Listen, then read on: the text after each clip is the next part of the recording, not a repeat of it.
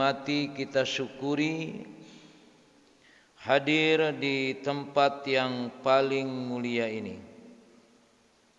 Salawat serta salam kita sampaikan kepada Nabi kita Muhammad sallallahu alaihi wasallam, Nabi yang menjadi uswah kita dalam menjalani hidup dan kehidupan ini.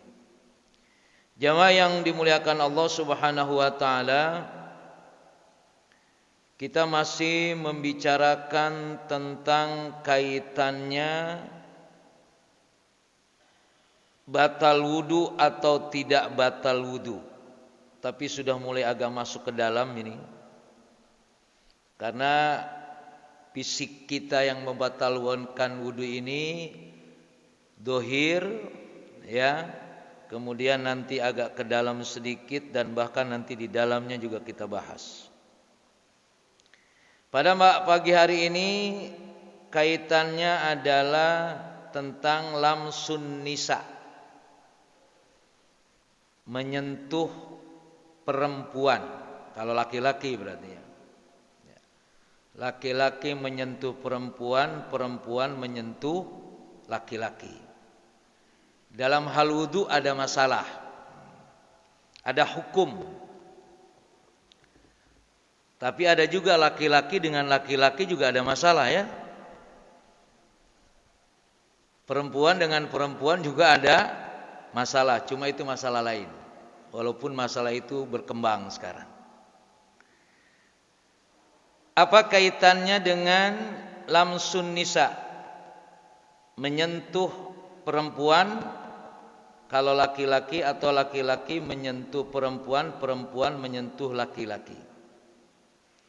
Ikhtalafal ulama fi ijabil wudu min lamsin nisa bil yad au bi ghairi dzalika minal a'dha'il hassasah.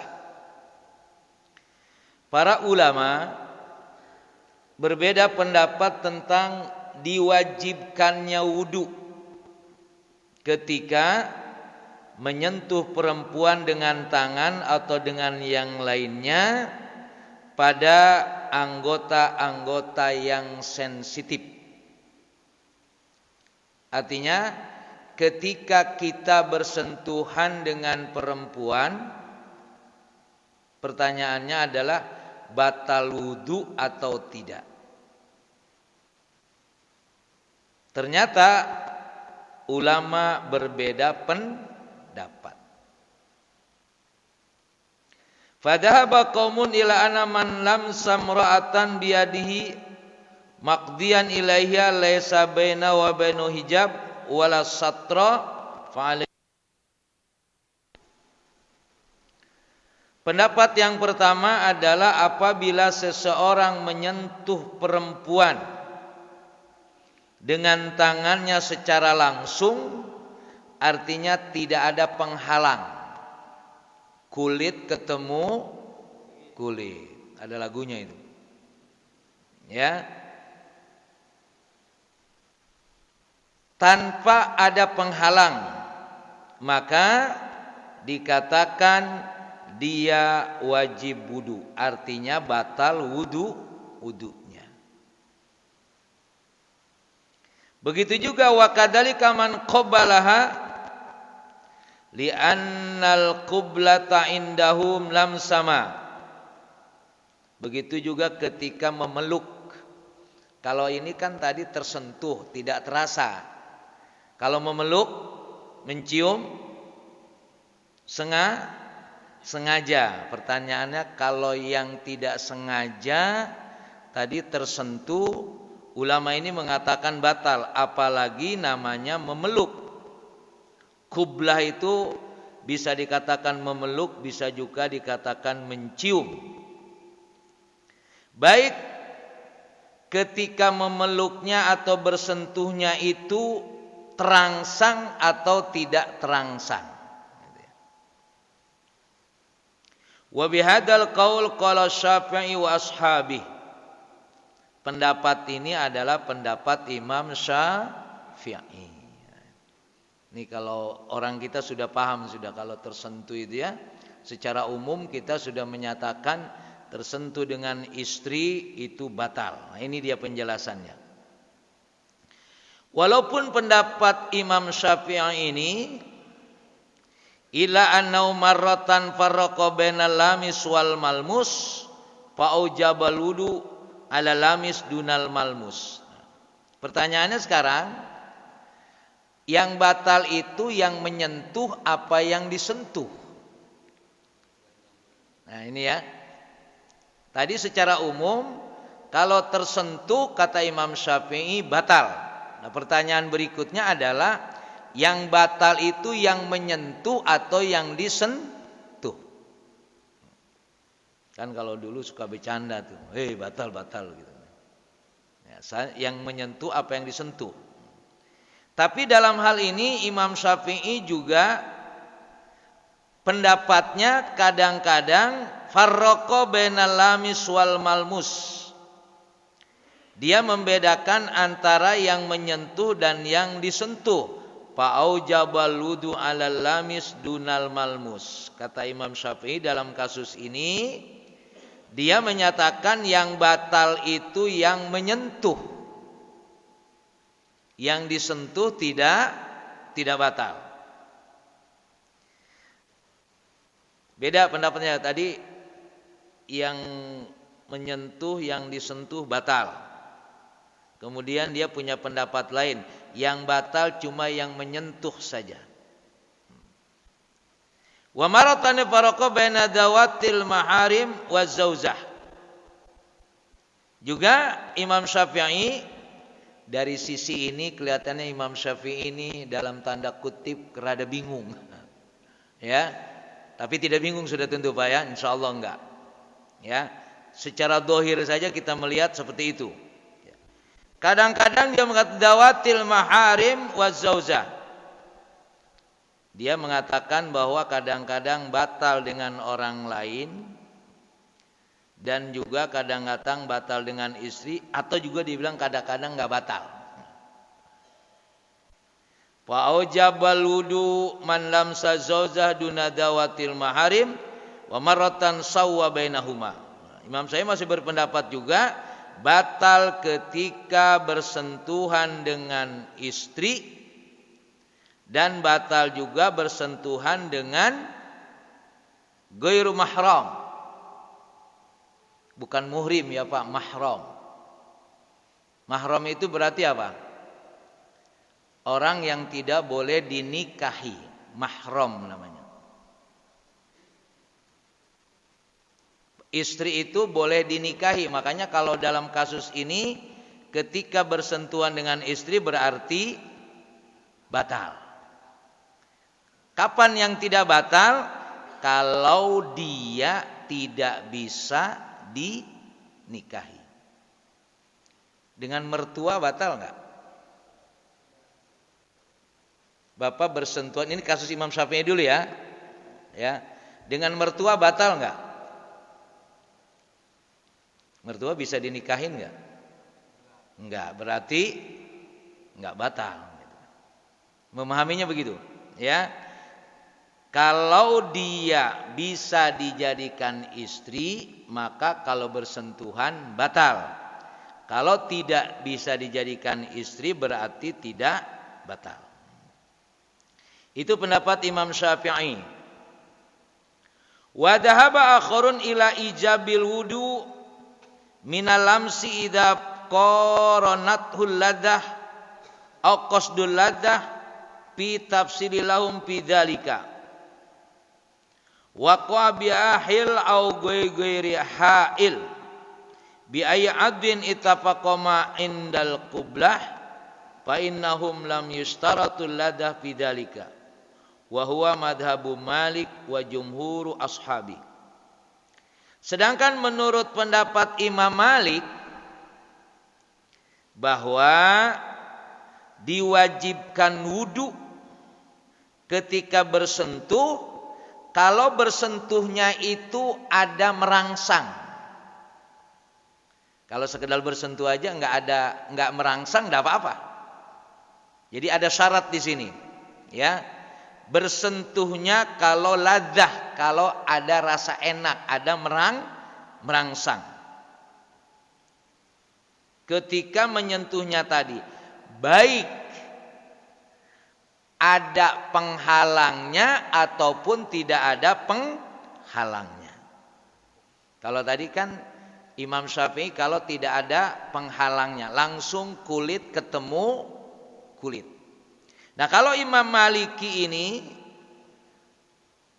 tersentuhnya itu kalau ada rangsangan atau merangsang, baik ada yang menghalangi kulitnya atau tidak, pokoknya kalau nyentuh aja itu tadi, maka itu adalah wajib wudu. Itu perbedaan yang agak mencolok antara Imam Syafi'i dengan Imam Maliki.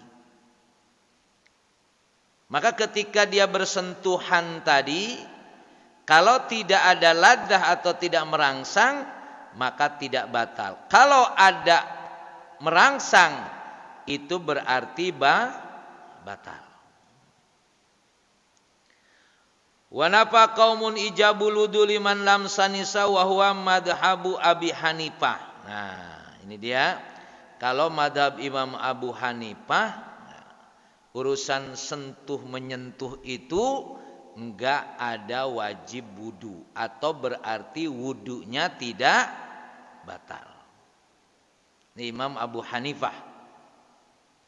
Walikuli salaf minas sahaba ila staratul ladah fa inni la adkuru ahadan minas sahaba istaratoha. Itu perbedaannya. Jadi secara umum Imam Syafi'i kalau tersentuh batal. Kalau Imam Maliki tersentuh batal kalau ada rangsangan. Tapi kalau Imam Abu Hanifah, nggak ada urusan udah. Kira-kira gitu gampangnya. Ya.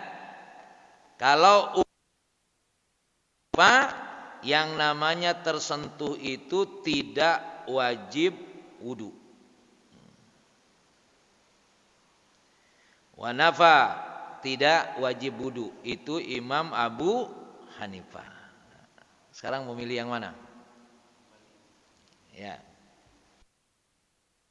Pertanyaan berikutnya, kenapa mereka berbeda pendapat kaitannya dengan sentuh menyentuh antara laki dan perempuan? Yang satu menyatakan batal kalau tidak ada hijab atau satar, Imam Syafi'i. Yang satu menyatakan batal kalau tersentuhnya ada rangsangan, baik terhalang atau tidak terhalang, atau kulitnya tidak tertutup. Yang ketiga Imam Abu Hanifah tidak batal. Apa yang menyebabkan mereka berbeda pendapat? Istiraku ismul lamsi fi kalamil Arab. Fa innal Araba tutlikuhu marratan ala lamsi alladhi huwa bil yad wa marratan tunaqibi anil jima. Kata-kata lamsun kalau diterjemahkan ke bahasa Indonesia artinya menyentuh. Ternyata di sini ada istiraq. Istiraq itu memiliki lebih dari satu pengertian. Kata-kata lamsun itu memiliki lebih dari satu pengertian. Atau di sini ada dua pengertian. Pengertian yang pertama, kata lamsun itu ya tersentuh begini. Ya, antara kulit laki-laki dan perempuan. Pengertian yang kedua, kata-kata lamsun itu artinya jimaun. Seperti kurang masuk akal ya. Tapi dalam bahasa Arab kaidahnya seperti itu dalam kasus ini. Bahwa pengertian lamsun itu ya menyentuh. Tapi menyentuhnya bukan sekedar kulit dan kulit. Tapi menyentuhnya adalah seperti jima. Karena kalimat lamsun ini adalah memiliki dua pengertian tadi. Fadhahaba qaumun ila anna lamsal mujib li tahara fi ayatil wudu wal jima. Fi qauli ta'ala aw lamastumun nisa. Nah, maka kalimat lamastumun nisa itu artinya kalau dia berjima berarti wudunya batal.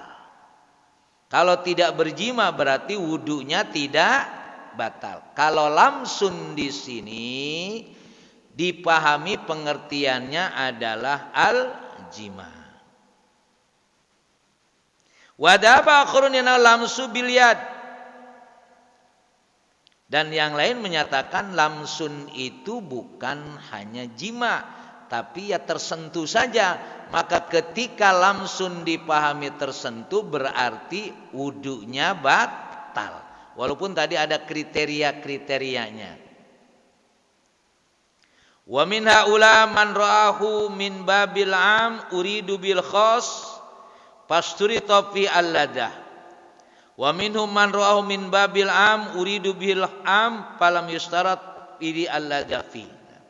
Kalimat lamastumun nisa ini juga kalimat ini menunjukkan uridu bihil am, babul am uridu bil khas. Sebetulnya kata lamsun ini adalah umum, tersentuh. Tapi tersentuhnya dikatakan lesal am faqat khas, berarti lebih spesifik. Apa spesifiknya?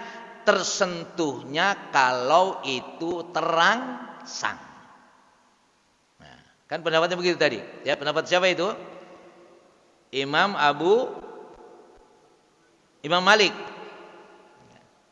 Secara umum kalimat lamsun itu umum. Uridu bil am, tapi kalimat umum itu diambil uridu bil khas. Bukan hanya tersentuh, kalau tersentuhnya itu ada merangsang.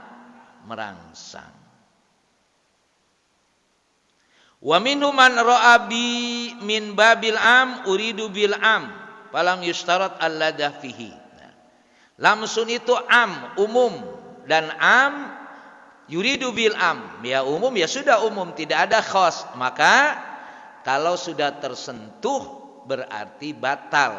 Ada merangsang atau tidak.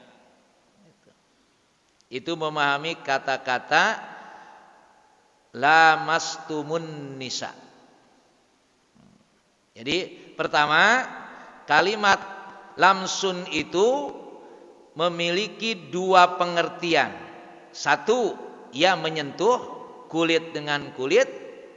Yang satu adalah menyentuh tapi pengertiannya dengan seperti jima. Ya kulit sama kulit juga sih itu. Ya, cuma lebih dalam saja pemahamannya. Ketika kata lamsun itu adalah babul am uridu bil khas, ketika kalimat itu umum tapi dipahami khusus, maka tersentuhnya itu kalau ada rangsangan. Itu berarti al-am uridu bihil khas. Tapi kalau yang lain berpendapat min babil am uridu bihil am. Ya lamsun itu umum.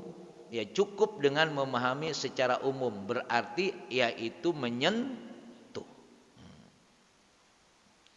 Wa min istaratal ladah fa innama da'ahu ila dalika ma arada umumul ayah min anna Nabi sallallahu kana yalmas Aisyah inda sujudihi biyadihi wa rubama lamasathu. Adanya syarat kaitannya dengan rangsangan tadi ini pada ayat yang umum tadi terjadi pada Aisyah yang dimana Nabi menyentuh kulit Aisyah istrinya Nabi ini ketika beliau sedang sujud.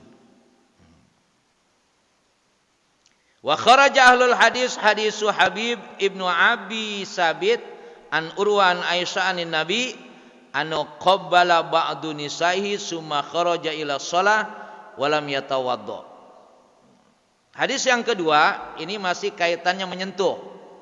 Dengan kata lain, menyentuh kulit istri itu tidak batal. Salah satunya ada riwayat Rasulullah ketika sholat, ya, ketika sholat menyentuh kulit istrinya Aisyah. Itu satu hadis. Hadis yang lain bahwa qabbala ba'du nisaihi, Nabi memeluk, mencium, ya, istrinya ketika mau sholat, walam yatawaddo, dan dia tidak wudu lagi. Man hiya ila anta fadhahikot. Kemudian ditanya, siapa yang dicium siapa? Nah, Aisyah ketawa aja, saya kira-kira. Nah, itu hadis yang menyatakan Rasulullah menyentuh istrinya dalam dua kasus. Kasus ketika sholat, yang kedua kasus ketika mau sholat memeluk dulu, mencium dulu. Antum bayangkan Rasulullah sedang sholat, lalu Rasulullah menyentuh istrinya ketika sujud dipindahin, berarti rumahnya sempit banget itu. Iya kan? Emang ada tempat lain apa? Tapi faktanya ketika sholat, ya, Rasulullah menyentuh kaki istrinya, digeser, asal mau sujud digeser, ya. Habis sujud pindah lagi, digeser lagi. Berarti rumahnya sempit banget Rasulullah. Kalau kita saking luasnya bingung mau sholat di mana. Ya, ini kalau kita bayangkan gitu ya. Kan bahasanya sederhana. Yang apa sholat di situ kan isi gitu, di sono apa digeseran dikit kan? Artinya kalau dia sholat di situ berarti memang kena kulit istrinya, berarti memang tempatnya sempit. Maka alhamdulillah rumah kita enggak sempit-sempit banget, ya. Walaupun bisa jadi rumahnya sempit tapi hatinya lega. Ini yang jadi masalah, rumahnya lega hatinya naudzubillahi min dzalik. Qala Abu Umar hadal hadis wa hanahu al-Hijaziyun wa sa'al Kufiyun wa ila tasih qala Abu Umar Ibnu Abdul Bar. Nah, hadis ini, dua hadis ini Abu Umar, hadis ini adalah dhaif. Hadis ini adalah dhaif. Tapi wasal Kufiyun, tapi orang-orang Kufah yaitu Abu Umar Ibnu Abdul Bar menyatakan hadis ini sahih. Itu aja yang membedakan. Makanya kalau ada pendapat mengatakan hadis ini dhaif, hadis ini sahih, ya antum mau milih mana? Itu pendapat. Nah, kalau kita sekarang otomatis, karena kita tidak pernah mencari hadis ini sahih atau dhaif. Ya percaya saja kepada apa sudah menentukan. Tapi antum kalau buktikan yang benar apa dhaif, antum cari silakan aja. Ya. Itu nanti dalam ilmu hadis mencari hadis ini sahih atau dhaif. Ya. Jadi khilafnya di sini kaitannya dengan hadis tadi. Maka kalau melihat secara dhahir seolah-olah ini bertentangan. Ya kan? Bertentangan. Jadi memang ada secara dhahir itu Quran dengan hadis bertentangan. Walaupun pengertian bertentangan itu karena memang kualitasnya berbeda. Kalau hadisnya itu sahih, ya apalagi mutawatir, tidak mungkin bertentangan. Karena sama-sama wahyu.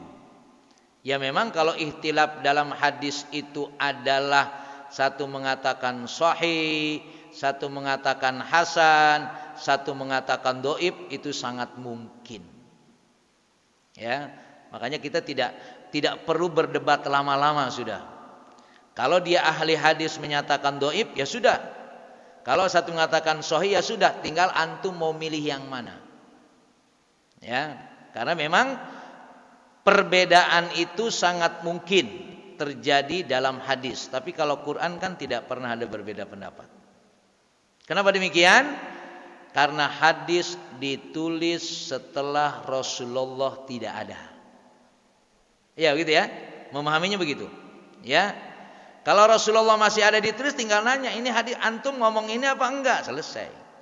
Kenapa terjadi perbedaan? Karena hadis itu kan qaulun fi'lun takrir. Ya. Perkataan Nabi, perbuatan Nabi, dan takrir Nabi.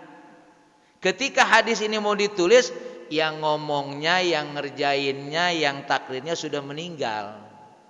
Ya, maka proses untuk menyatakan apakah kaul ini, fi'al ini, takrir ini dari Rasulullah atau tidak, itu akan muncul perbedaan tadi.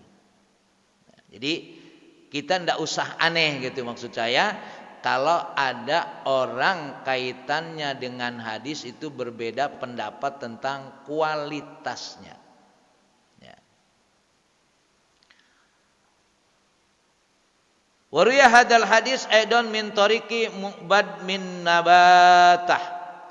Wa qala Syafi'i in sabata hadisa Mu'bad min Nabah fil qublah lam arafiha wala filamsi wudu'an. Tadi berbeda ya, berbeda antara hadis dan Quran. Kita disebut dalam Islam itu ta'arud. Ta'arud itu bertentangan. Walaupun tetap saya meyakini kalimat ta'arud ini tidak mungkin terjadi secara hakikat. Ya, tidak mungkin terjadi ya. Karena Quran hadis itu kan sama-sama wahyu yang sumbernya dari Allah. Kalau itu sumbernya dari Allah, tidak mungkin bertentangan. Walaupun faktanya nanti yaitu tadi ya, itu karena lebih daripada adanya kemungkinan perbedaan pendapat kembali kepada proses pencarian hadis. Kan kalau hadis itu dari Rasulullah, sahabat, ya, kemudian tabi'in. Itu perjalanannya panjang. Jadi untuk mencari hadis itu harus sama sahabat, enggak ketemu Nabi. Nabinya sudah meninggal. Ya.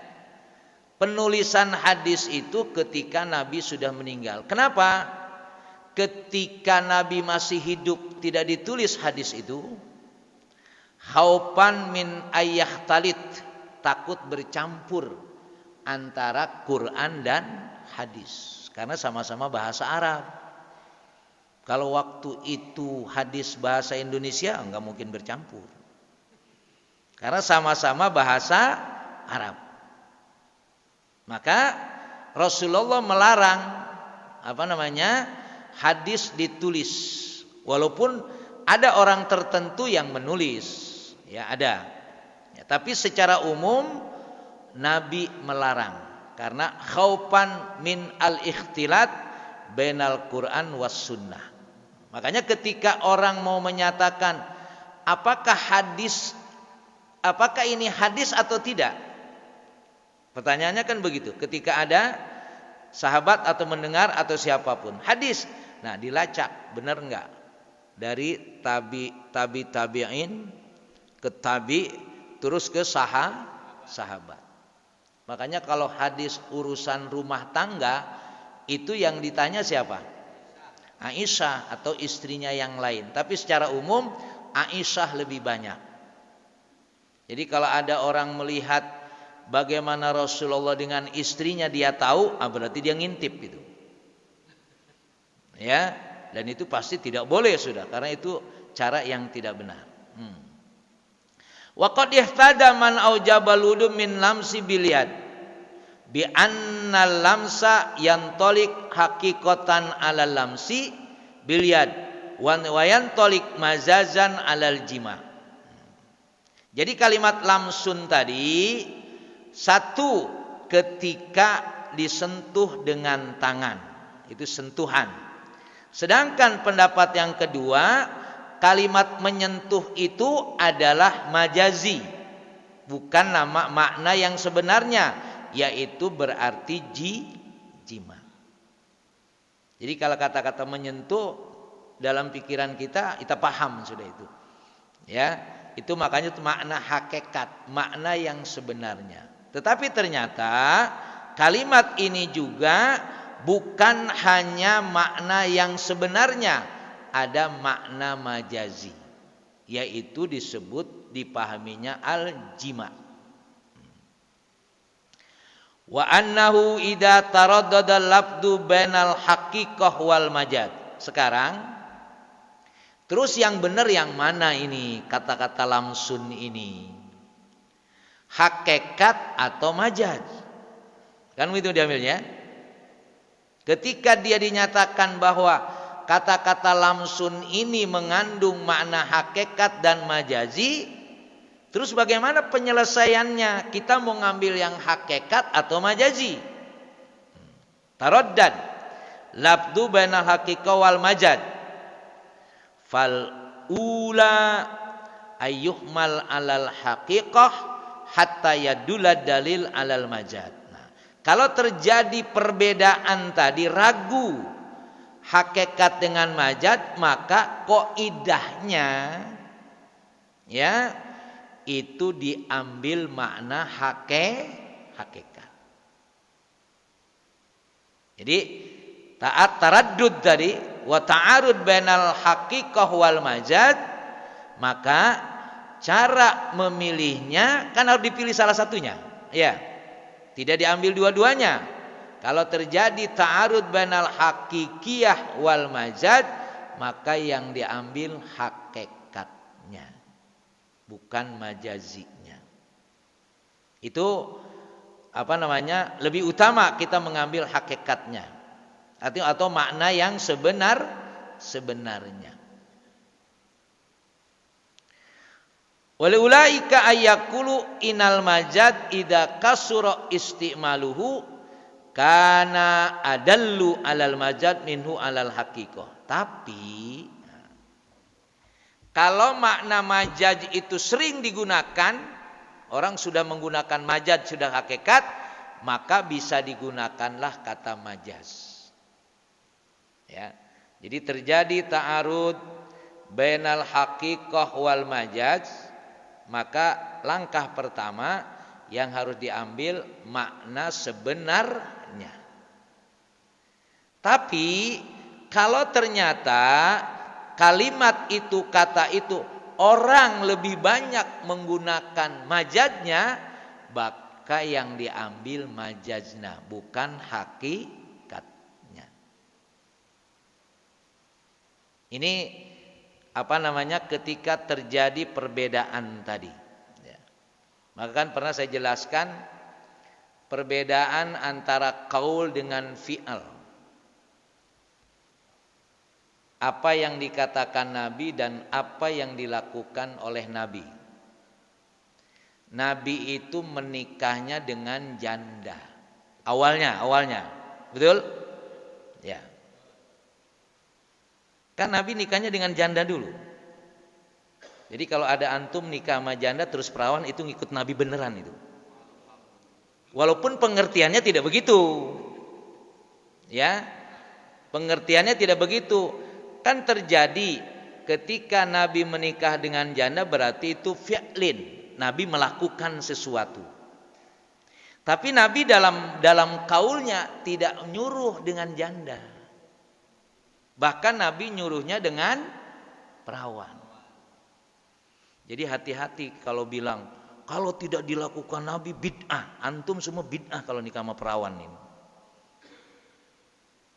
Jadi ternyata kalimatnya adalah itu terjadi ta'arud antara qaul dan fi'al. Nah, terus gimana ini? Ternyata qaidahnya kalau terjadi ta'arud bainal qaul wal fi'al, yang diambil adalah qaul bukan fi'al. Yang diambil adalah perkataannya bukan perbuatannya. Maka akhirnya orang lebih banyak nikah dengan perawan karena memang begitu. Nah, sama dengan ini terjadi ta'arud bainal majazi wa, maka kaidah pertamanya diambil yang hakikatnya.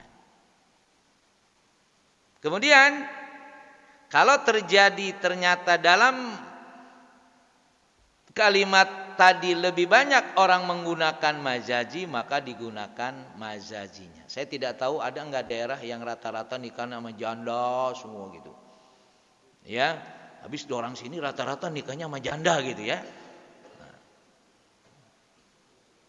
Nah, berarti itu mengambil majazinya, ya, pengertiannya tadi. Ya. Idza kasura ismul kana adulu alal majad, alal haqiqah. Kal hal fi ismil ghaid alladhi huwa adla alal hadas alladhi huwa fi mazajun nihu alal mutmainna minal ardi alladhi huwa fi haqiqah. Kata-kata goid itu kan sebetulnya dipahami hakikatnya adalah buang air besar. Tapi sebetulnya kata goid itu bukan buang air besar, kata yang sebenarnya dia nongkrong tapi nongkrongnya nyaman. Gitu kan? Kan goid kita pahami itu adalah buang air besar. Itu sebetulnya majazi. Hakikatnya goid itu nongkrong, tapi nongkrongnya nyaman.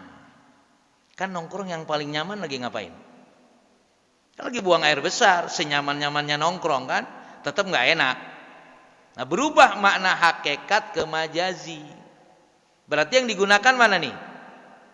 Majazinya, bukan hakikatnya. Itu contoh saja. Artinya bisa jadi kalimat majazi dan hakikat ini adalah kalimat yang mungkin bisa digunakan dua-duanya. Tapi pertama, ketika terjadi ta'arud bainal hakikiyah wal majaziyah, yang diambilnya hakikiyahnya. Tapi kalau memang majazinya itu sudah banyak dipahami oleh orang secara umum, maka baru pindah ke majazi, bukan makna yang sebenarnya. Walladzi i'taqada anna lamsa wa in kanat dalalatu alal ma'nayain bisawa au qariban minasawa anu adara indi fil jima wa in kana majazan. Nah, sekarang ya, karena tadi ada makna majazi dan makna hakikat, berarti kalau dia mengambil makna majazi berarti batal wudunya kalau berjima.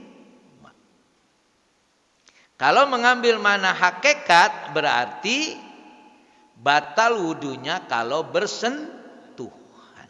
Nah, itu saja membedakan di situ. Ya. Walaupun tadi kan batalnya macam-macam modelnya, ya.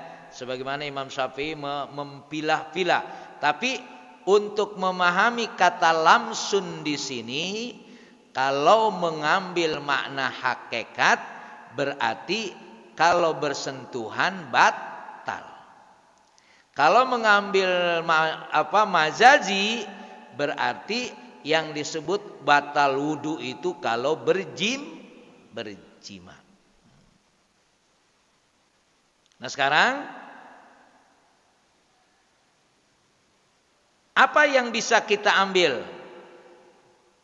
Maka nanti dalam ini ada mengambil dengan cara tarjih.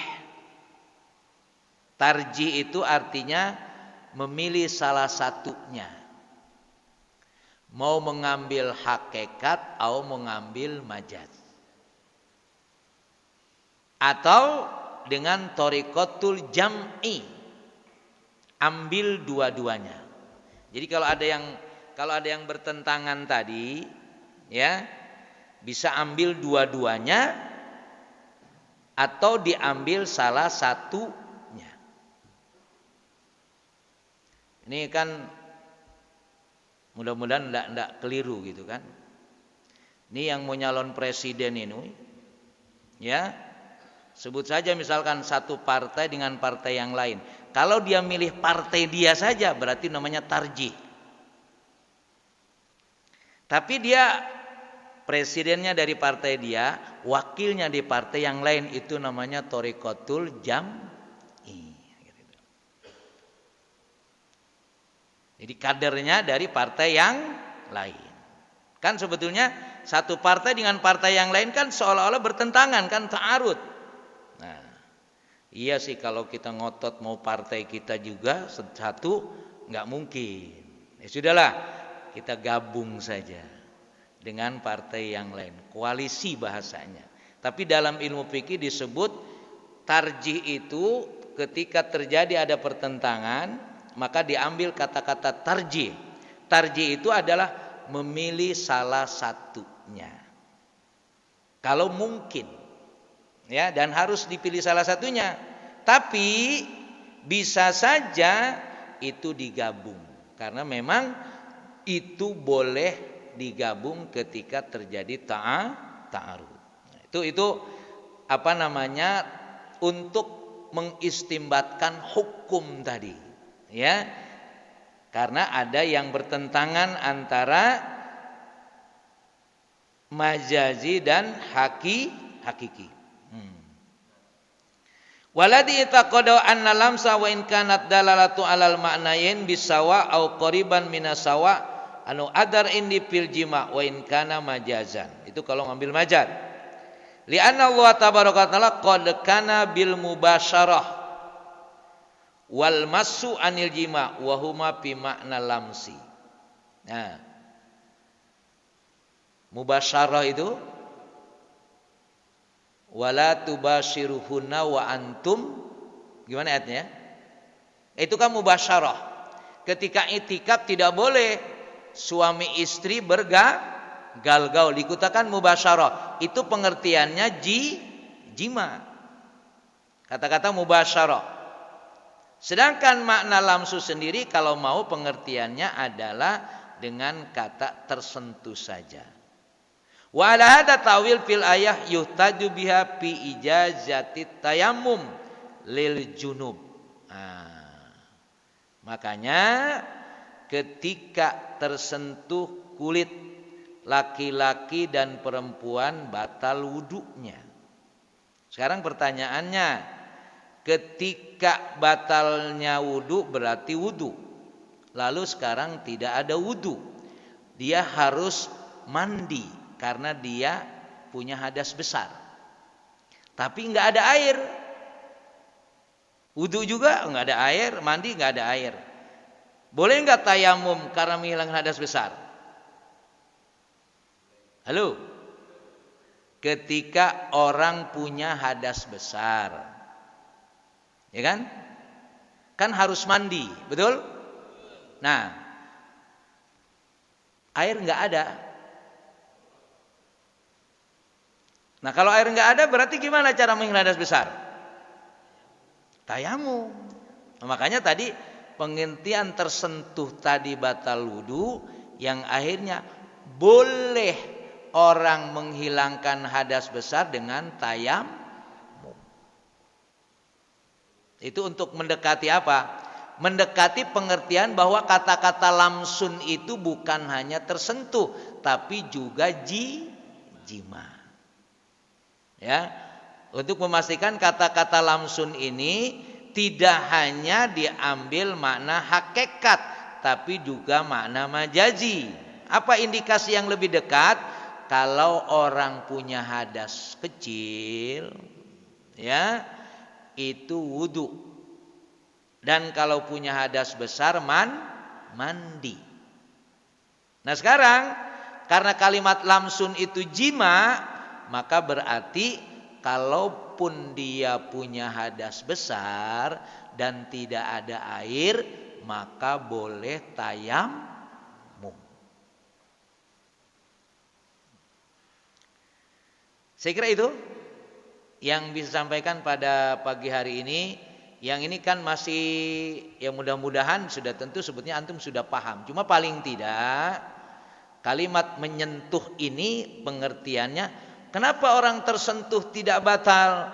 Karena memang memahami kata lamsun itu bukan hanya tersentuh, karena jima. Itu aja yang membedakannya, ya. Sehingga ada orang menyatakan tersentuh istrinya tidak batal.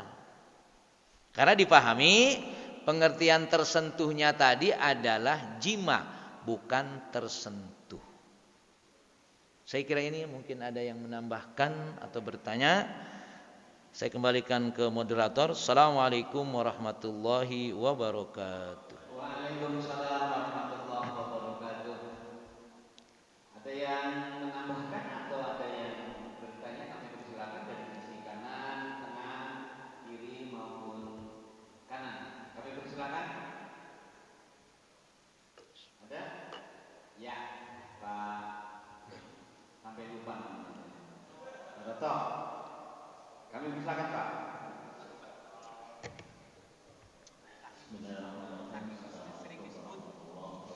Waalaikumsalam.